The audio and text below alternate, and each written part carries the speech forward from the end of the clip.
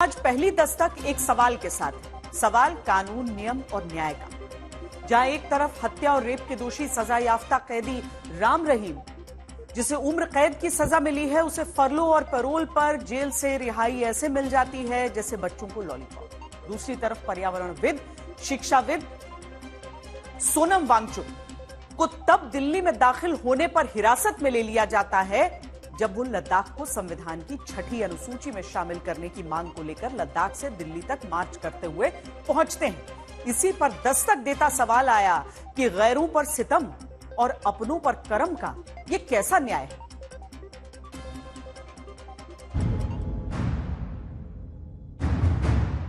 छड़ा पड़ गया।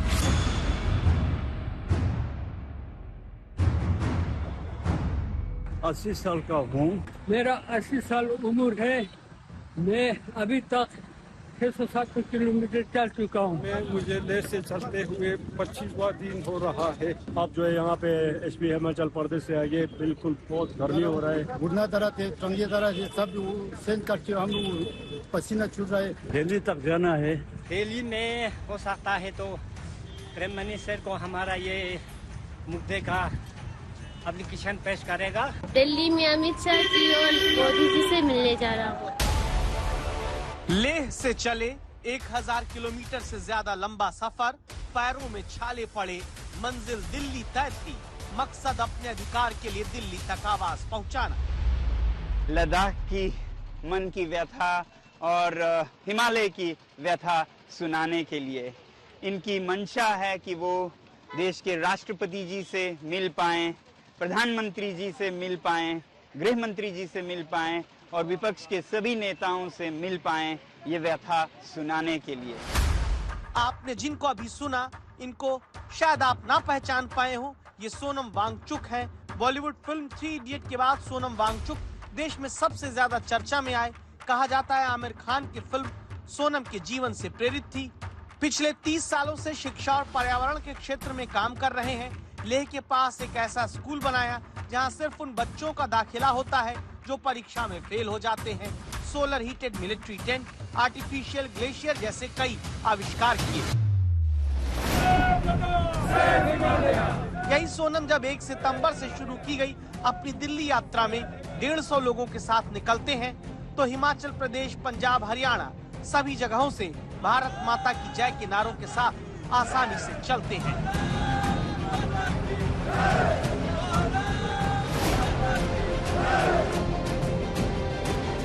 जैसे ही सोनम वांगचुक और उनके साथ 150 लोग दिल्ली की सीमा पर पहुंचते हैं, दावा हुआ सैकड़ों की तादाद में दिल्ली की पुलिस खड़ी मिली। फिर इन सभी लोगों को हिरासत में ले लिया गया। तो पुलिस ऑफिसर्स आए हैं और बताया ये जा रहा है कि दिल्ली के बॉर्डर पर लगभग 1000 की पुलिस फोर्स तैनात की गई है और सारे लेन्स को मिलाकर एक किया गया है। लेह से दिल्ली बॉर्डर तक जो हाथ में तिरंगा लेकर लद्दाख के लिए अपनी मांगे मनवाने को पैदल शांति से आते रहे, उन्हें आखिर दिल्ली में हिरासत में क्यों लिया गया? दिल्ली पुलिस सामने आकर कुछ नहीं बोलती, कानून व्यवस्था का पर्दे के पीछे से हवाला देती है। कहती है दिल्ली के कई इलाकों में बीएनएस की धारा 163 लगी है, जिसे आप पहले धारा 144 के नाम से जानते रहे हैं। यानी अभी दिल्ली के कई इलाकों में 5 से ज्यादा लोगों को इकट्ठा होने की इजाजत नहीं है। लेकिन क्या हिरासत में लिए गए सोनम वांगचुक और उनके साथ लेह से दिल्ली तक आए लोगों से मिलने की भी इजाजत नहीं? सवाल उठाया दिल्ली की मुख्यमंत्री आतिशी ने, जो सोनम से मिलने बवाना थाने पहुंची। शांतिपूर्ण प्रदर्शन कर रहे सोनम वांगचुक जी और लद्दाख के लोग, जो कल 2 अक्टूबर को बापू की समाधि पे दर्शन करने जा रहे थे, उनको भारतीय जनता पार्टी की केंद्र सरकार ने गिरफ्तार कर लिया। ना सिर्फ इतना, हालांकि पुलिस ने पुलिस स्टेशन में मेरी एंट्री करवाई, उन्होंने मुझे सोनम वांगचुक जी से मिलने नहीं दिया। ये भारतीय जनता पार्टी की तानाशाही है। हम सोनम वांगचुक जी का पूरा समर्थन करते हैं। लेह का तापमान सोचिए और दिल्ली का तापमान देखिए। सोचिए वो मुश्किल जहां लेह लद्दाख में रहने वाले लोग अपने अधिकारों की मांग करते पहाड़ के गिरते हुए पारे से मैदान के चढ़ते हुए पारे के बीच पैदल चलते हुए आते हैं, लेकिन उन्हें दिल्ली बॉर्डर पर रोक दिया जाता है। ऐसे हिरासत में ले लिया जाता है जिसे न जाने वो कौन सी मुश्किल खड़ी कर देते। 2 अक्टूबर को राजघाट सोनम वांगचुक जाना चाहते थे, लेकिन उससे पहले उन्हें 1 अक्टूबर की रात ही दिल्ली की सीमा पर हिरासत में ले लिया गया। सोनम वांगचुक और उनके साथियों को अलग अलग थानों में हिरासत में रखा गया। आखिर कौन सी वो मांग है जिसके लिए सोनम वांगचुक दिल्ली तक 150 लोगों के साथ पैदल चलकर आए? लद्दाख अपने वादों को याद दिलाना चाहता है भारत सरकार से। हमसे वादा किया गया था कि लद्दाख को संविधान के 6वें शेड्यूल में संरक्षित किया जाएगा, जिसमें यहाँ का पर्यावरण, यहाँ की संस्कृति, सबका संरक्षण होगा। 26 अगस्त को अमित शाह जी ने ट्वीट करके ये घोषणा की कि लद्दाख में 5 नए जिले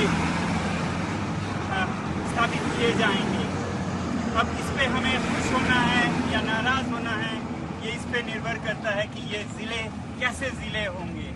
अगर ये जिले स्वायत्त परिषद यानी कि ऑटोनमस काउंसिल के साथ डेमोक्रेटिक डिस्ट्रिक्ट्स हों, जिसमें लोग अपने चुने हुए प्रतिनिधि भेजते हैं और वो फैसला करते हैं, जैसा कि 6वें शेड्यूल में संविधान ने सारे जनजातीय इलाकों को दिया है, तो फिर हम ये यात्रा सरकार को, अमित शाह जी को, मोदी जी को धन्यवाद देने के लिए कर रहे हैं।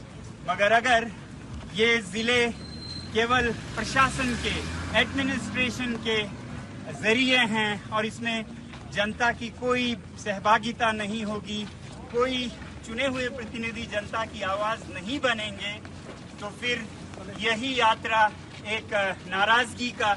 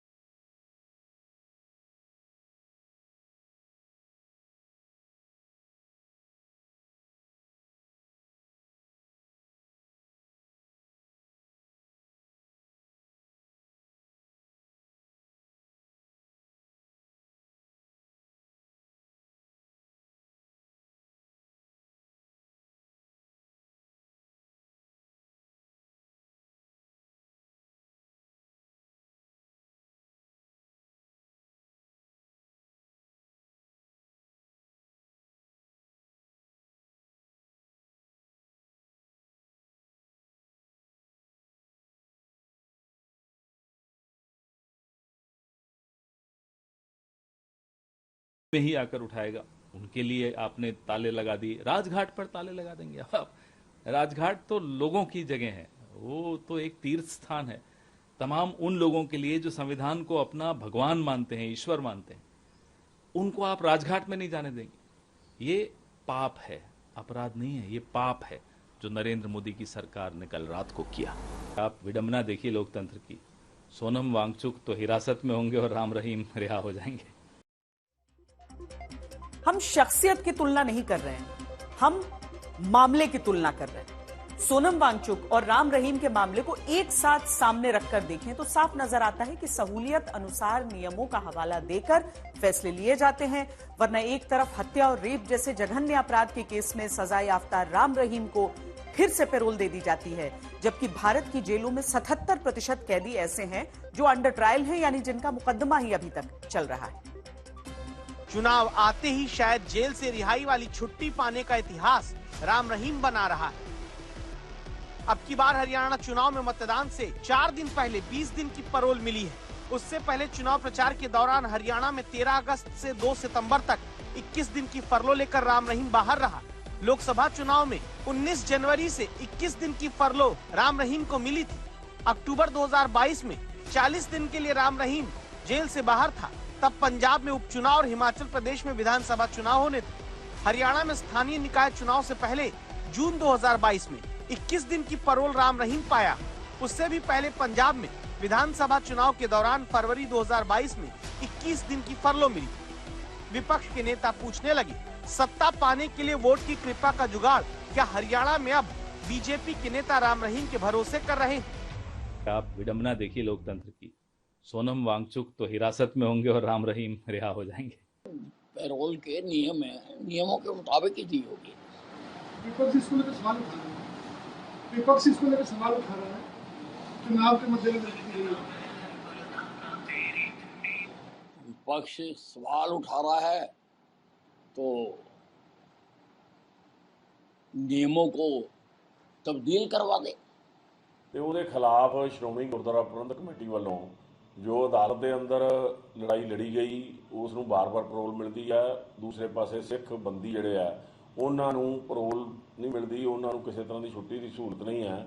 ਬਹੁਤ ਵੱਡੀ ਤੁਲਨਾ ਵਾ ਸੰਗਤ ਦੇ ਅੰਦਰ ਤੇ ਕਾਨੂੰਨ ਦੇ ਰੱਖਣ ਵਾਲਿਆਂ ਦੇ ਮਨ ਦੇ ਵਿੱਚ ਇਸ ਗੱਲ ਹੀ ਬੜਾ ਰੋਸ है। दो तरीके की होती है, एक इमरजेंसी पैरोल, एक नॉर्मल पैरोल। इमरजेंसी पैरोल की कंपिटेंट अथॉरिटी सुप्रिटेंडेंट जेल होता है। मैंने उसने आज तक 3 बार मेरे रहते हुए 3 बार इमरजेंसी पैरोल लगाई, तीनों मैंने रिजेक्ट किए हैं। रही नॉर्मल पैरोल की जो आप बता रहे हो कि 6 बार दी है, 5 बार दी है, मेरे को नहीं पता कितनी बार दी है, वो सारी डिविजनल कमिश्नर ने दी है। 90 दिन साल में, एक कैलेंडर ईयर में 1 जनवरी से 31 दिसंबर तक कोई भी कैदी हो उसको 90 दिन की पैरोल का हक है। तो उसका अगर टाइम बच रहा होगा तो बिल्कुल मिलेगी, क्यों नहीं मिलेगी। अगर वो पुलिस NOC जारी कर देती है, वो जहाँ जाएगा तो पैरोल तो सारे कैदी जाते हैं, वो कोई अकेला थोड़ी ना जाता है। नियम कहता है कि 1 साल में अधिकतम 70 दिन की परोल और 49 दिन की फरलो ली जा सकती है। राम रहीम को इस बार चुनाव आचार संहिता लगी होने से निर्वाचन अधिकारी के आदेश से परोल मिली और कांग्रेस इसका विरोध करती है। चुनाव आयोग को चिट्ठी लिखकर कहा, राम रहीम को परोल न दो, वो मतदाताओं को प्रभावित कर सकता है।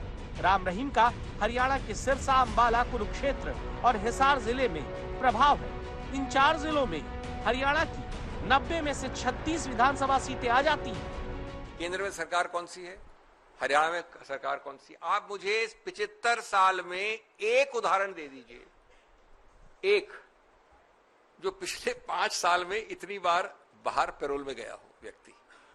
जब 75 वर्ष में एक उदाहरण नहीं है ऐसा, तो कांग्रेस सिर्फ आपके सामने दर्शा सकती है। 5 अक्टूबर को हरियाणा में मतदान है।